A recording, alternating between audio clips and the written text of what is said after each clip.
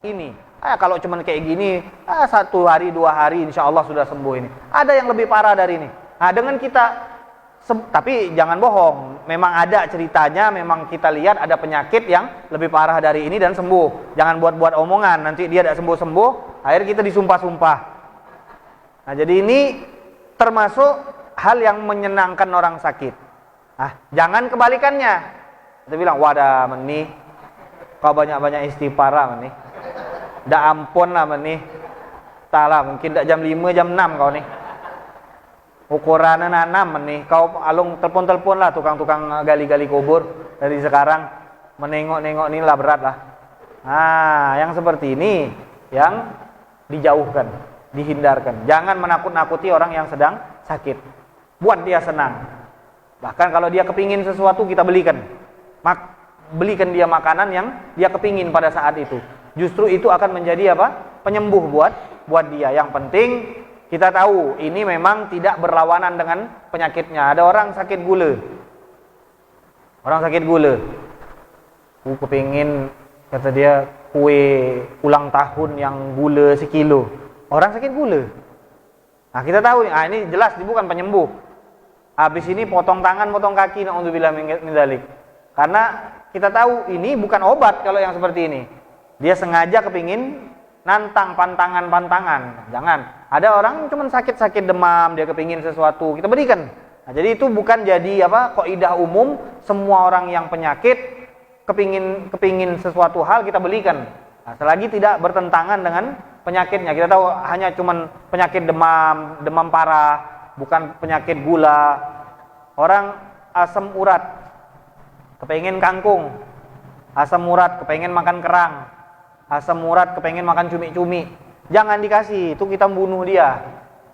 Nah, itu termasuk penyakit-penyakit yang kalau kita berikan hal-hal yang dia kepingin tadi, sedangkan itu bertentangan dengan penyakitnya, itu justru malah membahayakan dia. Jadi ada anjuran tersebut bukan berarti terbuka selebar-lebarnya. Artinya kita memberikan dia hal-hal yang dia inginkan selagi itu tidak bertentangan dengan penyakitnya. Karena nanti bisa disalahgunakan sama orang. Wah, ini sunnah Rasul, kasih aja dia minta apa aja.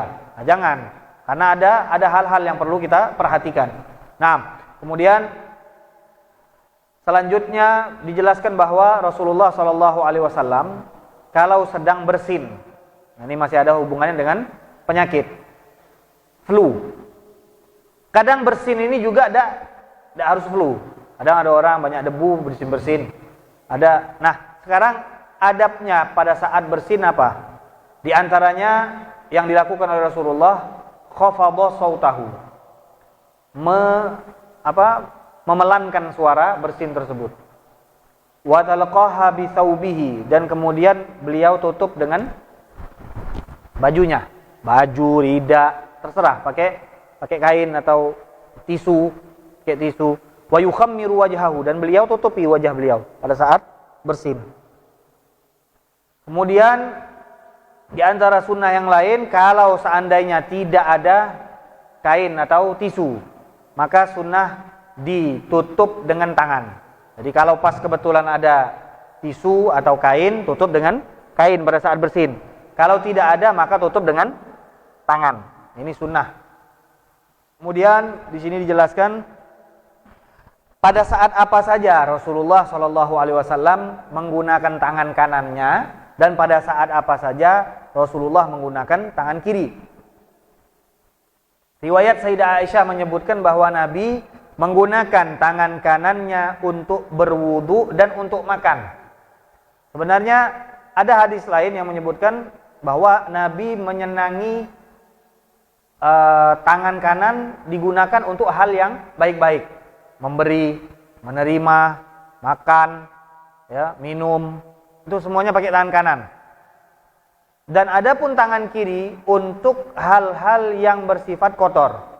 Misal pada saat kita wudu ada sunnah istinsyak, memasukkan air ke lubang hidung dan mengeluarkannya. Nah, pada saat kita menggunakan tangan, jangan pakai tangan kanan, pakai tangan kiri. Nah, kemudian untuk menyela-nyelahi, misalkan pas kumur-kumur, menyela-nyelahi harus dengan tangan, gunakan tangan kiri. Hal-hal yang bersifat kotor, maka gunakan tangan kiri. Dan adapun hal-hal yang bersifat baik dan mulia, maka baginda Nabi Muhammad SAW akan menggunakan tangan kanan beliau. Selanjutnya, banyaknya musyawarah Rasulullah SAW kepada para sahabatnya. Jadi ini di bab-bab akhir ini, berhubung kitab kita ini akan khotam sebentar lagi.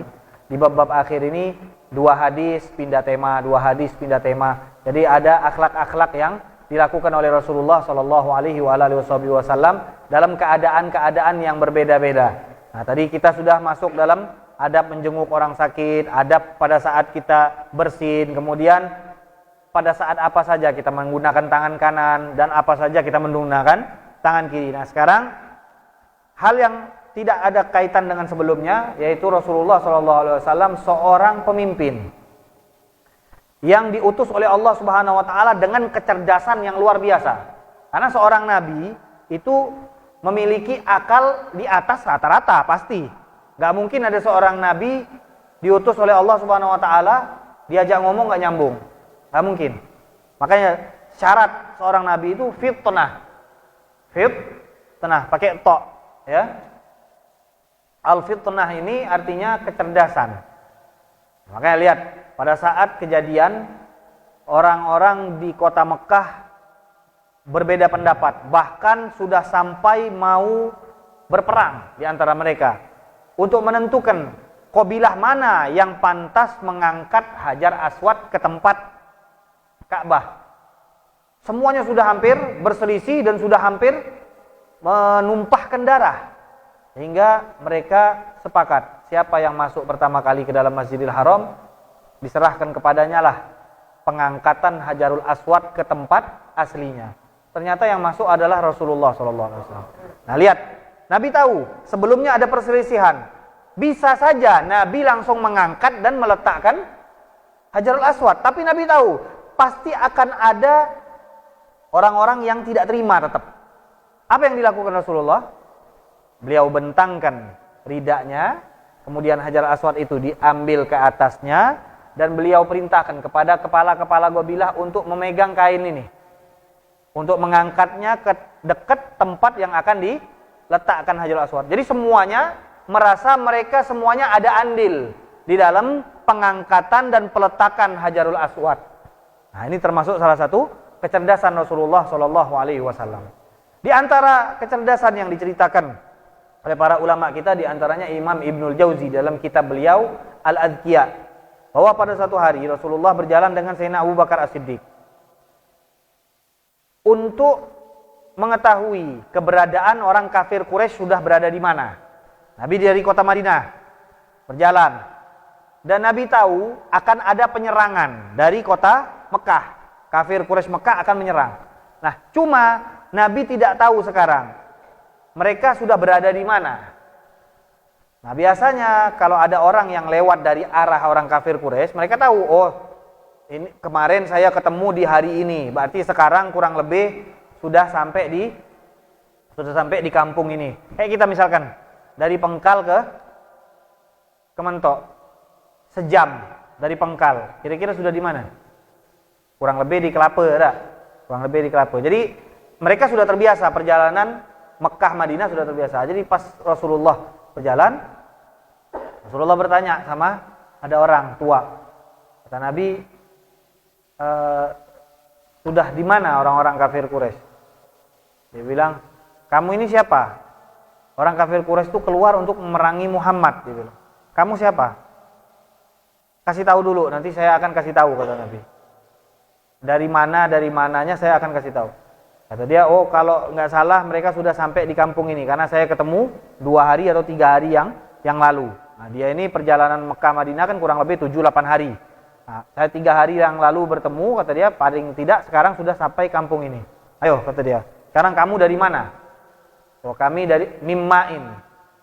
Mimma'in ini artinya dari air. Dari air. Ma itu juga selain artinya air, tapi ma ini juga berarti satu tempat di Irak.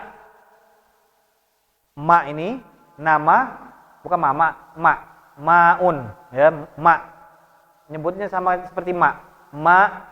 Ma ini juga nama tempat di Irak. Jadi ketika dia bertanya, dari mana kamu? Nahnu min ma'in, kami dari air.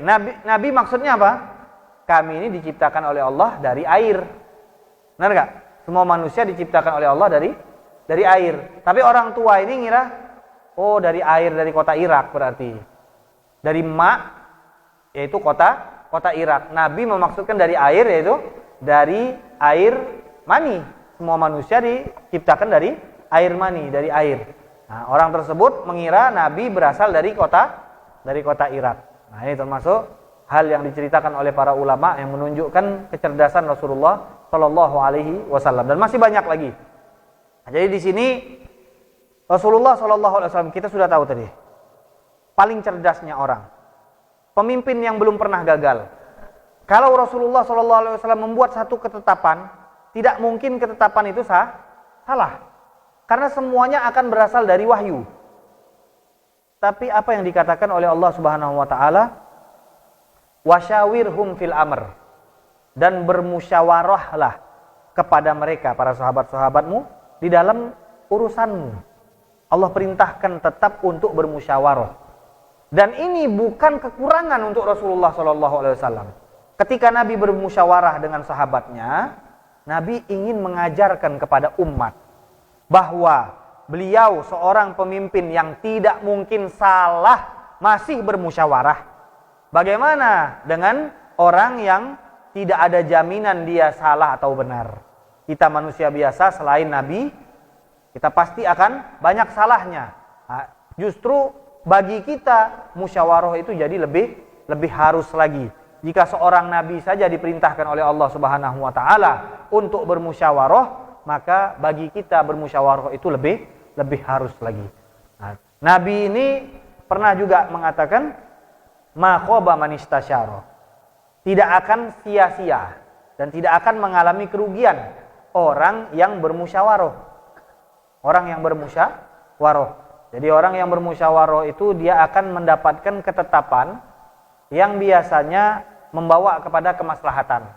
Makanya di dalam perang Badar, sebelum perang Badar Nabi musyawarah dulu.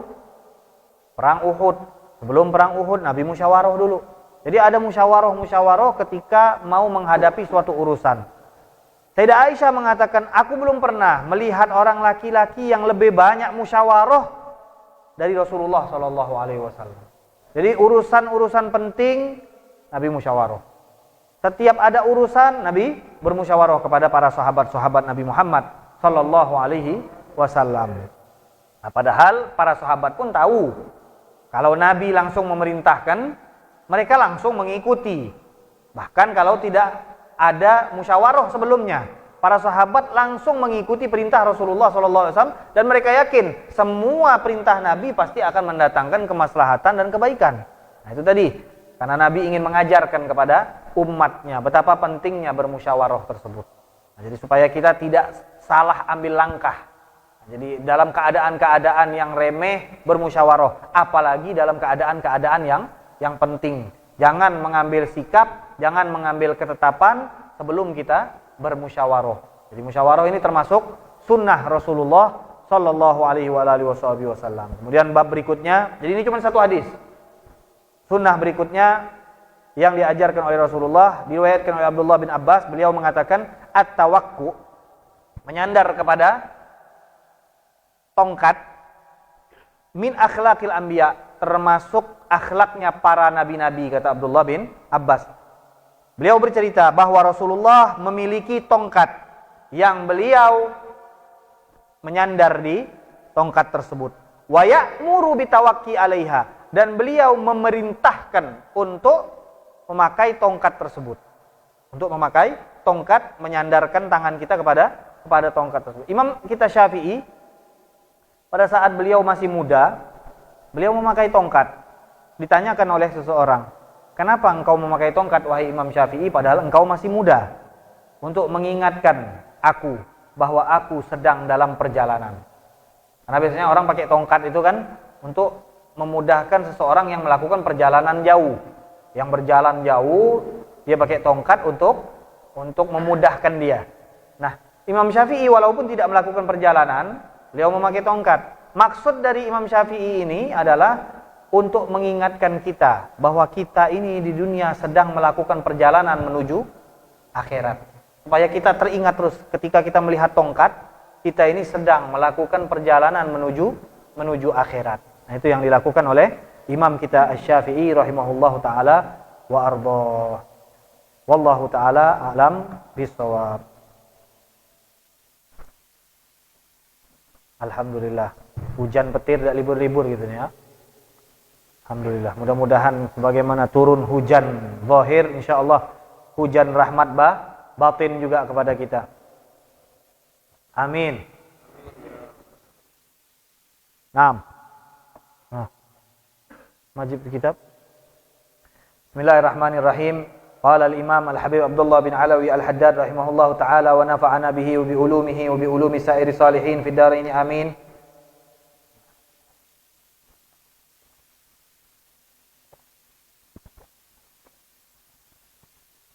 Qala faslun wa 'alaika idza sallaita khalfa imamin an tuhsina al-mutaba'ata lahu fa inna ma ju'ila al-imamu liyutamma bihi wahdar an tuqarinahu fi shay'in min af'ali as-salati fadlan an tataqaddama 'alayhi walladhi yanbaghi an taj'ala af'alaka fi salatika tabi'atan li af'alihi bil athar wa qad qala 'alayhi salatu wassalam alladhi yakhfidu wa yarfa'u qabla al-imam innama nasiyatuhu bi yadi syaitan wa 'alayka bil mubadarati ila as-saff al-awwal wal muzahamati 'alayhi min ghairi ida'in li ahad واحذر أن تتأخر عنه مع إمكان التقدم إليه فقد قال عليه الصلاة والسلام لا يزال قوم يتأخرون أي عن الصف الأول حتى يؤخرهم الله أي عن فضله ورحمته وقال عليه الصلاة والسلام إن الله وملائكته يصلون على الصف المقدم وكان صلوات الله وسلامه يستغفر لأهل الصف الأول 3 وللثاني مرة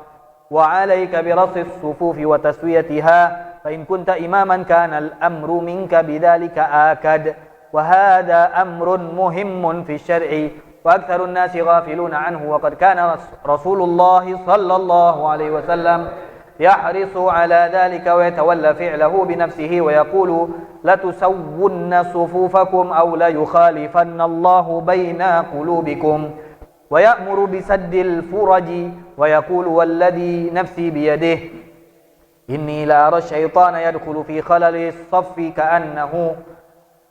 كأنه الخدف yakni al-ghanam as-sighar. Berkata Imam Al-Habib Abdullah bin Alawi Al-Haddad setelah beliau menyebutkan tentang pentingnya melakukan ibadah salat dalam keadaan khusyuk, dan beliau menjelaskan bahwa salat yang dilakukan tanpa khusyuk, tanpa hadir hati, dengan keadaan lalai akan mendatangkan bala bagi orang yang melakukan salat tersebut. Alasannya kenapa? Karena orang yang sholat lalai itu seakan-akan dia tidak paham sedang menghadap siapa dia. Dia tidak mengerti dengan kebesaran Allah Subhanahu wa ta'ala. Dia meremehkan akan apa yang sedang dia lakukan. Makanya orang yang lalai dalam keadaan sholat, dia akan mengundang malapetaka untuk dirinya sendiri.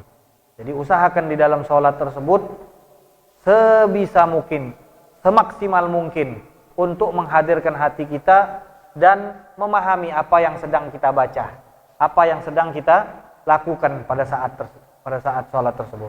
Nah, kemudian beliau juga menjelaskan bahwa orang-orang yang sholatnya tidak baik akan mendapat doa jelek dari sholat itu.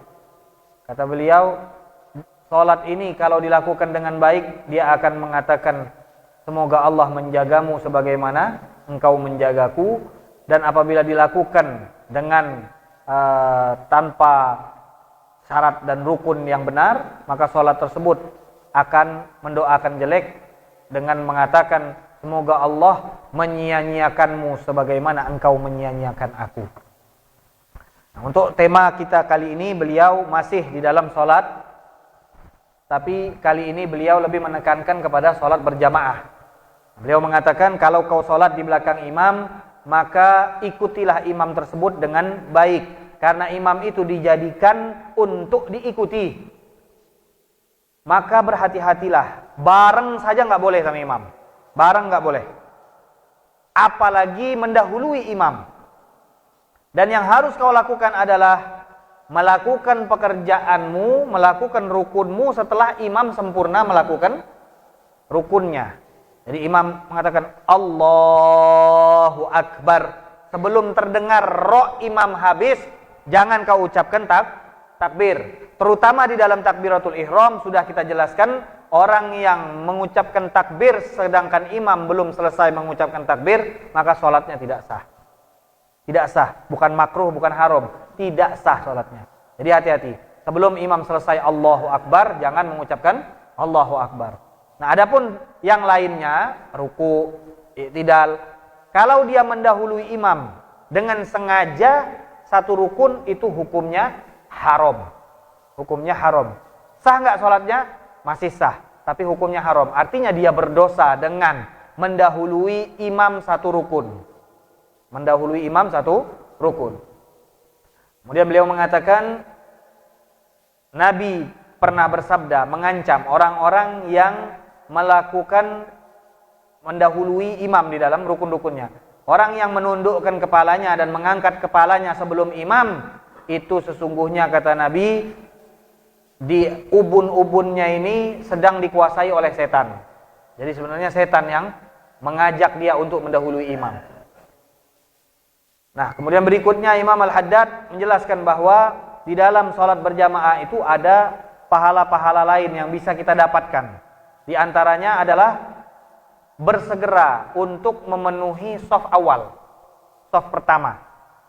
Ini kata Nabi dalam satu hadis, kalau seandainya pahala orang yang sholat di shaf awal ini kelihatan, maka niscaya mereka akan datang dan berbondong-bondong untuk mengisi shaf awal walaupun dalam keadaan merangkak. Berarti besar sekali. Disembunyikan. Nabi sampai mengatakan kalau seandainya mereka tahu. Tapi sayangnya kita nggak kelihatan. Coba kalau seandainya kelihatan di shaf awal ini di bawah karpet ada duit sejuta aja. Rame langsung shaf awal ini. Semuanya shaf awal, nggak mau di belakang. Sejuta aja. Bagaimana dengan apa yang disabdakan Rasulullah SAW? Kalau seandainya tahu, kalian bakal merangkak untuk mendapatkan shaf pertama tersebut. Bukan sebaliknya, kita sekarang udah ada shaf awal di depan kita, kau lah di depan. Kenapa? Lagi banyak dosa. Gak ada kaitan sama dosa. Nah, kecuali yang di belakang imam. Bukan masalah dosa, tapi masalah mengerti. Karena memang Nabi memerintahkan yang persis di belakang imam ini, liyani ulul ahlam. Kata Nabi, sehendaknya yang ada di belakangku itu orang-orang yang mengerti akan sholat. Orang-orang yang mereka paham akan rukun dan syarat sholat. Sehingga pada saat imam lupa, dia bisa membenarkan. Nah, terutama kalau imamnya hafal Quran. Yang di belakang seharusnya juga orang-orang yang paling tidak hafal Al-Quran. Nah, jadi ketika imamnya salah, udah semua istikharah semasjid. Imam mau ngelanjut bingung. Akhirnya apa? Qul huwallahu ahad. Pindah surah ke Qul huwallahu ahad. Nah, ini gara-gara makmumnya nggak hafal, yang hafal justru di belakang. Nah, makanya yang di belakang imam, kata Nabi, yang di belakang imam itu seharusnya yang benar-benar paham akan rukun-rukun sholat dan tentang bacaan-bacaan Al-Quran. Nah, adapun yang lain yang bukan di belakang imam, yang penting jangan anak kecil. Karena anak kecil itu susunan softnya di belakang orang yang sudah balik. Jadi kalau kita ngajak anak kita, jangan salah, suruh mereka sholat di belakang. Memang betul, bagus ngajak anak yang sudah mengerti sholat, yang sudah bersih, yang sudah sunat, diajak ke masjid, bagus. Tapi kalau mereka masih belum mengerti akan najis, jangan diajak dulu ke masjid. Belum mengerti akan kehormatan masjid, ribut, di masjid malah main, di masjid malah dia mengacaukan orang-orang yang lain sholat, jangan diajak dulu ke masjid untuk sholat. Nah, apalagi kalau misalkan orang tuanya nggak memperhatikan anak tersebut, dia sholatnya seperti apa, nah, lebih baik jangan dibawa dulu ke masjid. Kecuali ketika anak tersebut sudah mulai paham, nggak harus dia balik kan, yang namanya paham itu ada anak yang sudah ada umur anak 6 tahun, 7 tahun sudah mulai mengerti, sudah tahu cara bersuci, sudah bisa kita ajarkan mana yang baik, mana yang buruk. Nah, anak-anak kecil ini susunan softnya adalah di belakang. Jadi setelah orang-orang yang balik. Jangan taruh samping kita. Salah, susunan seperti itu salah. Jadi soft pertama susunannya adalah orang-orang yang balik. Soft kedua itu susunannya anak-anak kecil. Nah kalau soft kedua masih ada orang-orang balik, berarti undurkan ke soft ketiga anak-anak yang kecil tersebut yang belum balik. Nah, untuk perempuan softnya setelah anak kecil. Untuk perempuan softnya itu setelah anak kecil. Itu susunan soft yang sunnah, yang sesuai dengan ajaran Nabi. Nah kalau sekarang kita sholat di rumah, ini sering jadi pertanyaan. Kita sholat di rumah berdua, atau sholat di masjid, kebetulan berdua. Di mana posisi makmum? Sebelah kanan. Datang lagi orang, gimana sunnahnya? Nah misal nih, ini imam nih. Ini imam. Satu orang makmumnya di sebelah kanan. Tapi agak mundur dikit, jangan bareng-bareng, dikira mau pawai nanti. Di sini, di belakang sedikit. Kemudian pada saat datang orang kedua, itu bukan susun di sini. Kemana? Sebelah kiri. Ini sunnahnya. Jadi kalau ada imam sholat berdua dengan makmum yang ada di sebelah kanan. Datang orang ketiga, kemana dia? Ke sebelah kiri imam. Ini sunnahnya. Kemudian apa yang dia lakukan? Terus sholat seperti ini sampai selesai? Enggak. Setelah dia masuk takbir, dua-duanya mundur dan merapat, atau imamnya yang maju. Paham ya? Nah, jadi ini posisi soft kalau ada orang ketiga datang. Jadi kalau dari awal seperti ini justru nggak sunnah seperti ini. Jadi makruh. Jadi kalau dari awal seperti ini, udah tahu berdua. Nah, kalau berdua dari awal berarti posisinya seperti ini. Ini kalau laki-laki. Nah kemudian sekarang kalau kebetulan ada uzur, tidak bisa sholat di masjid, dia sholat sama istrinya. Nah, tadi kita jelaskan kalau laki-laki sholatnya di samping kanan. Kalau istri bukan di samping kanan. Istri sholatnya di belakang kita. Istri sholatnya di belakang. Ini sunnahnya seperti ini. Nah, jadi ini kalau anak kecil laki-laki maka sama di samping kanan. Nah, kalau perempuan maka di belakang. Sekarang ada anak kecil, ada perempuan. Maka anak kecil di sini, perempuan di sini. Bukan anak kecil bareng dengan anak kecil laki-laki ya, bukan anak kecil bareng dengan perempuan. Soft yang benar adalah anak kecil itu di sini, perempuan di belakang. Tetap yang namanya perempuan softnya di belakang. Nah, ini berkaitan dengan soft. Jadi tadi Nabi mengatakan bahwa hendaknya engkau Nabi mengatakan orang yang mundur atau sengaja untuk telat dari shaf awal, seakan-akan dia sengaja untuk tidak mendapatkan keutamaan Allah Subhanahu wa taala. Senantiasa kata Nabi, satu kaum telat dari shaf awal sehingga mereka Allah akhirkan, Allah hindarkan dari keutamaan dan rahmat Allah Subhanahu wa taala. Naudzubillah min dzalik. Artinya dengan sengaja kita ingin menghindar dari rahmat dan keutamaan Allah Subhanahu wa taala. Nah, ini ancaman yang sangat berat. Jadi kata Nabi, jangan kau sengaja untuk menghindari shaf awal. Jadi seharusnya engkau berlomba-lomba untuk mendapatkan shaf awal tersebut. Karena banyak keutamaan yang ada di dalam shaf awal. Dalam satu hadis Nabi mengatakan sesungguhnya para malaikat akan memintakan ampun bagi orang-orang yang sholat di shaf awal. Bayangkan. Berarti apa? Orang yang sholat di shaf awal itu pasti diampuni dosanya. Karena yang meminta langsung malaikat. Kedua, Nabi pun meminta ampun 3 kali bahkan.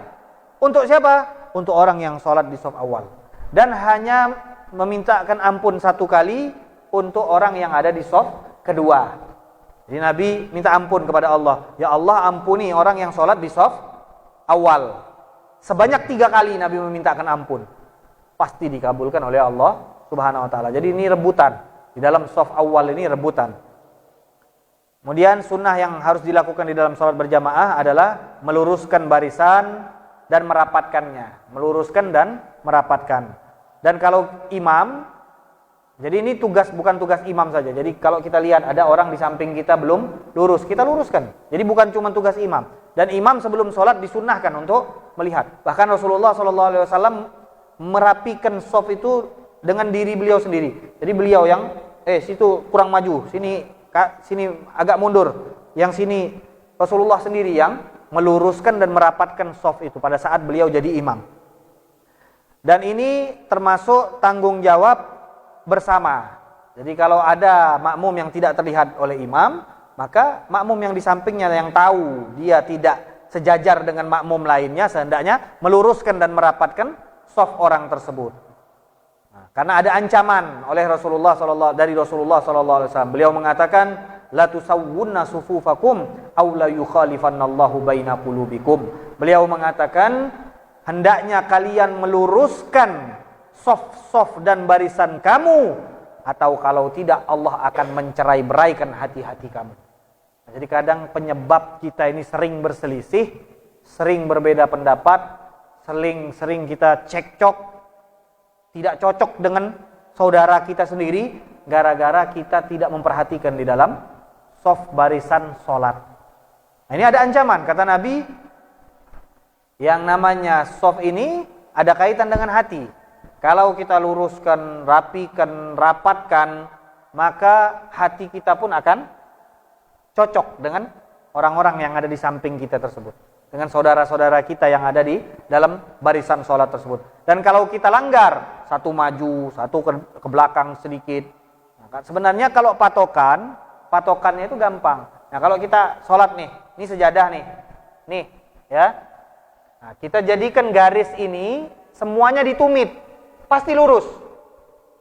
Tumit, bukan jari-jari. Nah, karena kita ini kadang-kadang jari-jari yang dijadikan patokan.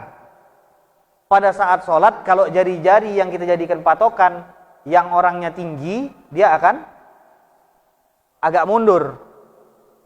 Yang kakinya ukuran 47, 48, yang nggak ada di pasar jual sendalnya itu, nah itu biasanya dia akan, kalau dia pakai jari-jari, maka akan berbeda dengan yang lain-lain. Tapi kalau patokan tumit ini kan sejajar sama tulang-tulang yang lain.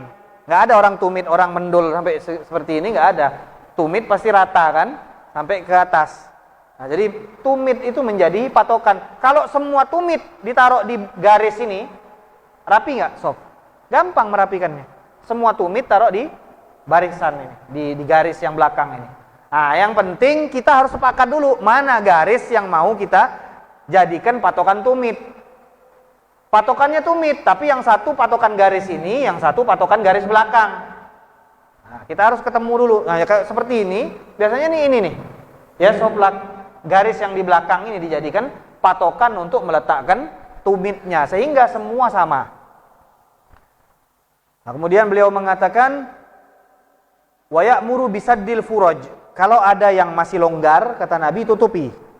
Merapatkan artinya, suruh rapatkan. Kenapa alasannya? Nah, ini Nabi mengatakan, demi Allah, kata Nabi, aku melihat setan masuk ke celah-celah shaf. Seakan-akan bentuknya itu seperti kambing-kambing kecil, kata Nabi. Nah, ini hadis setan masuk ke shaf. Untuk apa setan itu masuk ke shaf? Setan itu tugasnya apa? Mengganggu. Kalau setan masuk di dalam shaf sholat, berarti sholat kita ini berpotensi akan terganggu. Tapi ada orang mengartikan hadis ini apa? Ya nggak apa-apa, kata dia, sholat, setan ikut sholat. Bagus berarti, kata dia. Yang bilang setan ikut sholat itu siapa? Nabi melihat ketika kalian tidak merapatkan shaf, maka setan akan masuk ke dalam shaf tersebut. Nabi nggak bilang setan itu akan ikut sholat dengan kita. Ya kita malah senang kalau setan ikut sholat. Bagus, berarti setan udah taubat. Tapi Nabi nggak bilang seperti itu. Jadi kalau ada orang mengartikan ini, ya nggak apa-apa setan masuk ke dalam shaf. Berarti apa? Berarti setan ikut sholat, dia bilang. Nah ini mau mengartikan hadis tidak sesuai dengan ancaman. Ini kan ancaman. Yang namanya ancaman berarti apa? Nggak bagus kalau setan tersebut masuk ke dalam shaf sholat kita. Kenapa alasannya? Karena setan itu tugasnya mengganggu. Ketika dia masuk ke dalam shaf-shaf yang ada celah tersebut, maka dia akan mengganggu barisan-barisan yang ada di situ. Nah, sehingga Nabi mengatakan jangan dibiarkan selah di antara shaf-shaf kalian. Rapatkan, kata Nabi. Karena aku melihat. Jadi kan di sini Nabi menjelaskan dulu. Suddu al-furaj. Tutupi celah-celah tersebut, kata Nabi. Karena aku melihat. Nah, berarti Nabi tidak ingin setan itu masuk ke dalam shaf tersebut. Jadi kadang ada orang-orang nih pinternya itu kebablasan. Sehingga dia mengartikan hadis ini, dia bilang, enggak apa-apa. Ini kalau saya justru senang setan masuk dalam shaf. Dia bilang gitu. Setan masuk ke dalam shaf sholat, saya justru senang, kata dia. Loh, jelas-jelas ini Nabi menyuruh untuk menutupi celah agar supaya setan tidak masuk mengganggu. Nah, jadi kalau hadis dibaca terpotong-potong, maka akibatnya akan seperti itu. Itu tidak usah kita sebut namanya, sudah tahu semua paling. Karena itu sering benar blunder-blunder di dalam mengartikan hadis-hadis dan menafsirkan ayat-ayat suci Al-Quran. Karena menganggap dia sudah bisa mentafsirkan dan mentakwilkan hadis dengan akal dia dan sesuai dengan keadaan yang ada di Indonesia. Dia inginnya seperti itu. Ingin menghidupkan Islam yang tidak ada kaitan dengan para ulama. Jadi dia ingin menganggap akalnya itu sudah di atas para ulama. Sehingga ada tafsiran-tafsiran yang membuat tersesat orang-orang lain. Jadi ini bahaya ketika satu hadis diartikan seenak perut, akhirnya jadi penghinaan terhadap Rasulullah Shallallahu Alaihi Wasallam. Jelas-jelas Nabi untuk sedang mengancam, sedang memperingati, dia jadikan main-main. Dia jadikan setan masuk itu, nggak apa-apa, setan masuk justru jadi bagus, setannya jadi tambah banyak makmum kita, dia bilang. Tambahan setan, dia bilang. Tambahan setan makmumnya. Nah, na'udzubillah min dzalik. Jadi mudah-mudahan kita dilindungi dari segala bentuk pemikiran-pemikiran yang sesat dan bisa mengamalkan apa yang kita dapatkan pada hari ini, terutama di dalam pelajaran tentang bagaimana tata cara menghidupkan sholat berjamaah dan menghidupkan sunnah Nabi, di antaranya mengisi shaf-shaf yang terdepan agar mendapatkan keutamaan-keutamaan dari Allah Subhanahu wa taala. Amin ya rabbal alamin. Wa sallallahu ala sayyidina Muhammadin wa ala alihi wasallam. Alhamdulillah rabbil alamin. Wallahu taala alam bisawab. Ya rabbana i'tarafna bi annana iqtarafna wa annana asrafna la ladha ashrafna fatub تغسل لكل حوبا واستر لنا العورات وآمن الروعات واغفر لوالدينا ربي ومولودينا والآل والإخوان وسائر الخلان وكل ذي محبة أو جيرة أو صحبة والمسلمين أجمع آمين ربي اسمع فضلا وجودا منان لا باكتساب منا بالمصطفى الرسول صلى وسلم ربي عليه عد الحب وآله وصحبه داد طش السحب والحمد للإله في البدء والتناهي والحمد للإله في البدء والتناهي سبحانك اللهم وبحمدك أشهد أن لا إله إلا أنت أستغفرك وأتوب إليك وصلى الله على سيدنا ومولانا محمد وعلى آله وصحبه وسلم walhamdulillahi rabbil alamin. Untuk informasi, seperti biasanya malam Jumat dan malam Sabtu kita libur, dan untuk malam Minggu akan diselenggarakan seperti biasanya di Masjid Jami. Jazakumullah khairul jaza.